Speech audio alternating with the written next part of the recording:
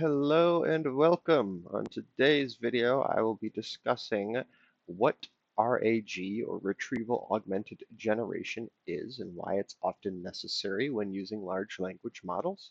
I'll also discuss decisions about choosing the right pre-trained foundation model for a specific application and the different trade-offs involved in that.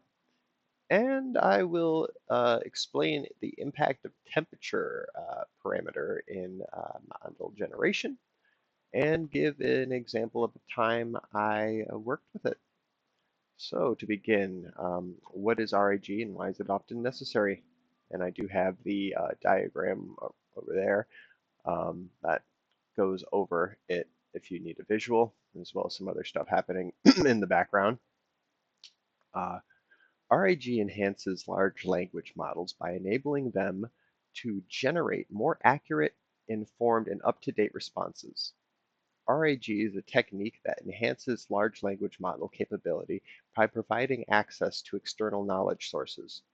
RAG combines a retriever or a search system with a generation or large language model.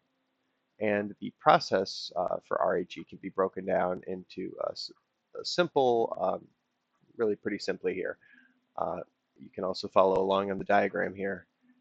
It starts with a query. A user submits a question to the system, and followed by that is a retrieval of relevant documents and chunks. The user query is converted into a vector embedding. The embedding is used to perform a similarity search against a large index of documents, often stored in a vector DB, and the system quickly and very quickly retrieves the most relevant documents, passages, or text chunks from this data piece. We've spoken about chunking earlier and how important it is to do that.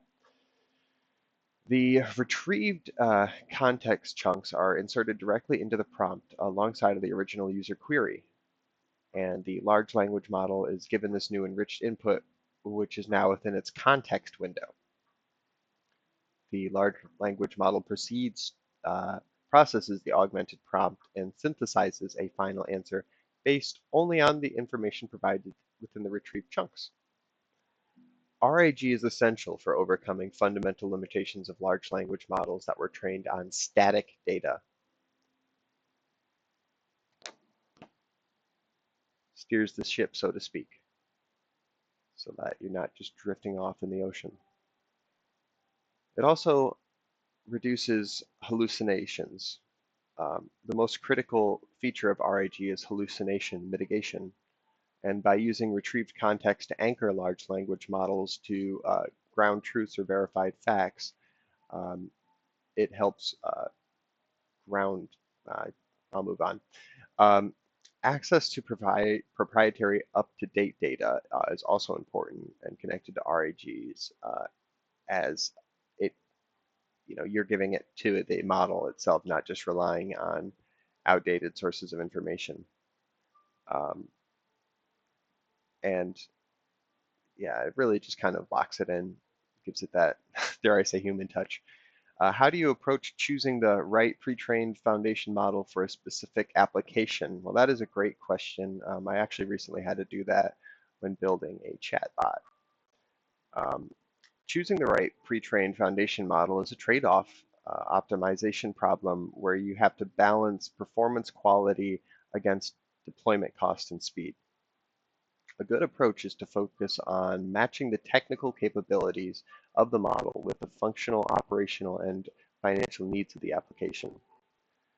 Knowing the type of task is key, as is what the requirements of the model need to be.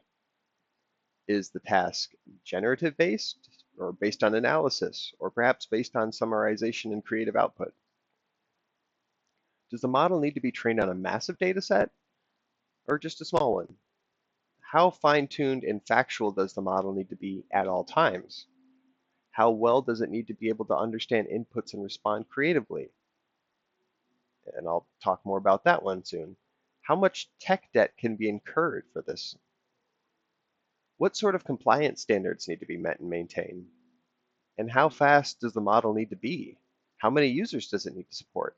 all these questions, which you should have answers for as best you can, will help you narrow down and figure out what the best foundation model for you is likely to be. Finally, I'll explain the impact of the temperature parameter in model generation and give an example of a time I used it. Had to crank it. The temperature parameter is a hyperparameter used in LLM generation that contributes that controls the randomness or creativity of the generated output by adjusting the probability distribution of the next token. We've kind of talked in earlier videos about what tokens are, but essentially, you're, you know, if you give an image to a model, it's not going to know, like, it's not going to use its retinas to check it out. It's going to break it down into tokens and etc. But that's what that means. So for low temperature, it tends to have a more like focused or conservative text with the highest probability, making it the most predictable and safe, ideal for factuality, right? Um, the high temperatures have more diverse and creative or randomized text. Um, it flattens the probability distribution and giving you less likely tokens, a higher chance of not being selected, which increases creativity, but also errors and hallucinations or nonsense, I should say. Um, and then if the temperature is like 0 or very close, it becomes like deterministic. It'll almost give you the exact same thing every single time you ask it. So recently I created a RAG system designed to give information about making delicious vegan cookies, and you can check out my other video on this. Following the success of that, a client asked me to extend the LLM's capability to a new service. That is to generate short, creative, and enticing social media captions for their vegan baked goods catalog. Initially, we repurposed the RAG's generator settings using a low temperature setting of 0.2 to ensure safety and prevent hallucination. And the symptom was immediate. The captions were all really bland and they sounded almost identical.